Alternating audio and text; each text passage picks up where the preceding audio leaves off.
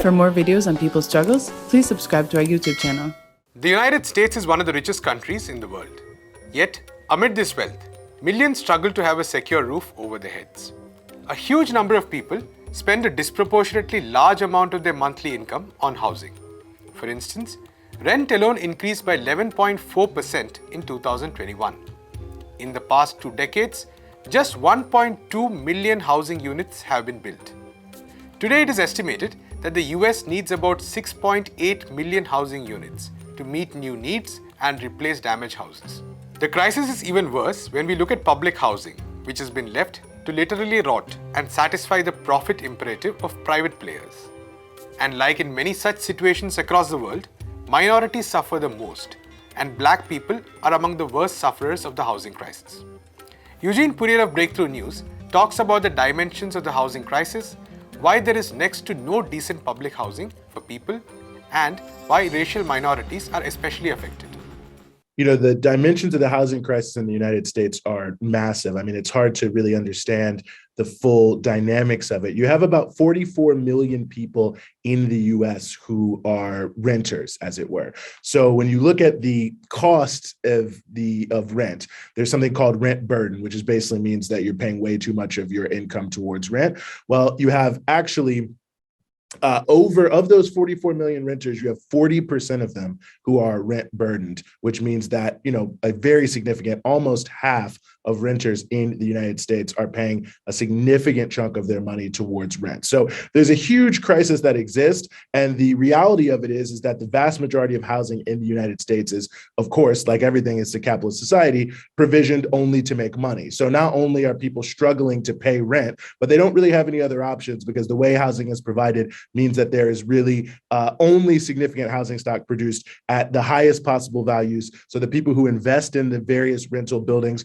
are able to reap the largest returns. So you've got 40% of 44 million renters that are rent burdened, paying over 30% of their income in housing. That's a 19% increase since 2001. And then you also have a very significant number of people who are severely rent burdened, which means they're paying over half their income to have a place to live. And that amount of people has risen by 42% since 2001. So we've seen not only a huge lack of affordable housing, but a growth in the lack of affordable housing that exists in the country. And there are, in fact, millions and millions of people in this country that are on waiting list all around the nation in order to be able to find a place to live. So there's an estimate that about 6.8 million rental homes would be needed in order to bridge this gap. And that is really nowhere in the conversation.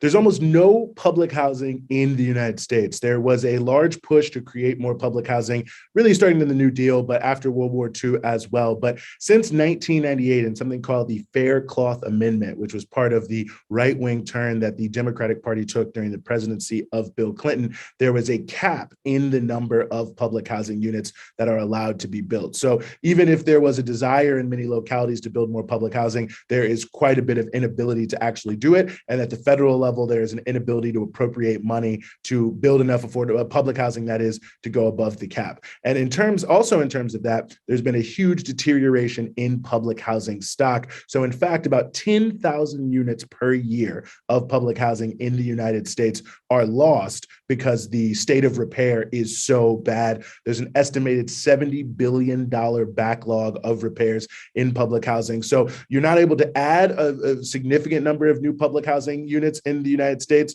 There's also a defunding that has taken place, which is causing them to deteriorate. So in fact, year in and year out, we are seeing a very significant reduction in the number of public housing units, which I should also add is something that is desired by the private real estate market. And they use their influence with many local governments to move away from making major repairs to public housing and saying, well, use these other government programs that will basically give us subsidies to provide affordable housing, because they, of course, do not want a government competitor in any part of the market. So it's a deeply dire situation, especially for those who live in public housing, which, you know, these homes are really increasingly becoming slums.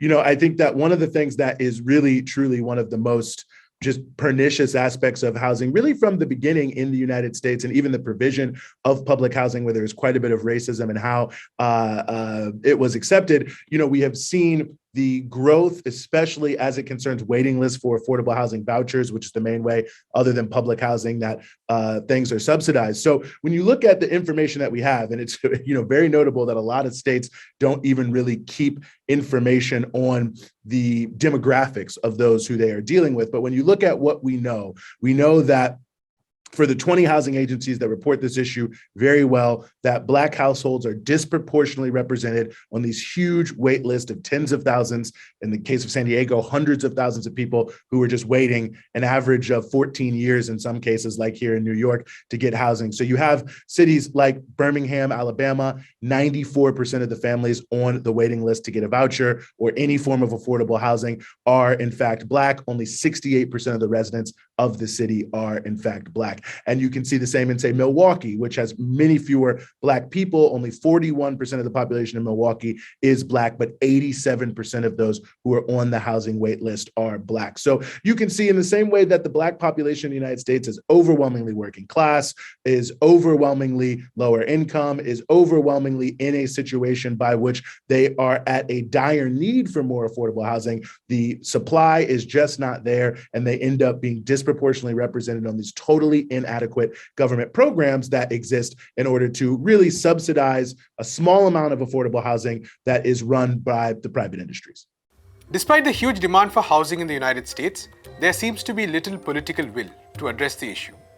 An example of this is what is called the Build Back Better bill of Joe Biden, which is currently being discussed by the US Congress. There's been a lot of debate on cutting down the spending required for the bill, despite the need for the government to actually spend more. One of the key sectors on which money might be cut is housing. Why is the US Congress considering cutting funds for housing despite the dire need for more houses? What lobbies are playing a role in this? Eugene explains.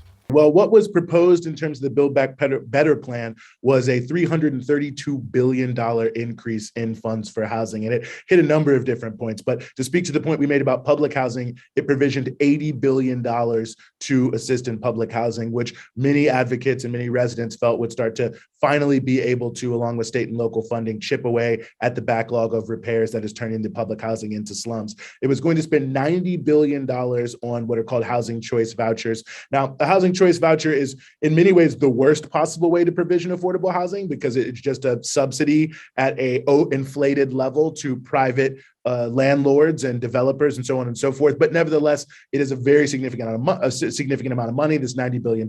So even though it's an inefficient way of providing this funding, it would be a way to inject a significant amount of funds for both individual vouchers that just go to people. You get on a wait list, they give you the voucher, you go and you look for an apartment and then you pay for it with the voucher. There's quite a bit of discrimination there, but that's a separate issue. And also something that's called project-based, which gives subsidies to developers to build units that are primarily people who need affordable housing. So a huge influx of cash there. And you see various billions of dollars into things like the Housing Trust Fund, which also goes to help subsidize the building of different developments and different pieces. So, there are many different critiques that certainly could be made of the bill and many different critiques of how it really just maintains the totally inadequate capitalist housing market here in the United States. But nevertheless, that $332 billion would have been a significant influx of money that could have made some dent, or perhaps if it still passes, will make some significant dent in at least access to resources in order to provide more affordable housing and improve public housing for those who really need it, the 40% of 44 million renters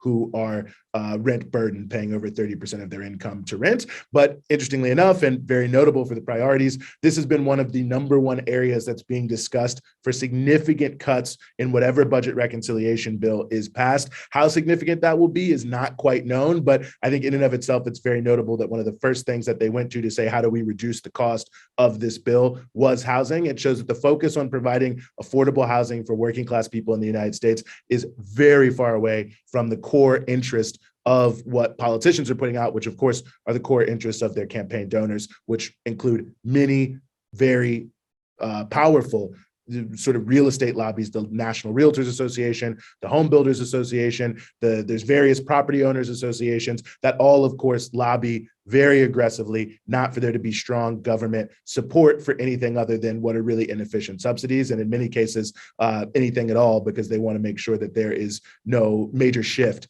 in the direction of the housing market away from purely market-based realities.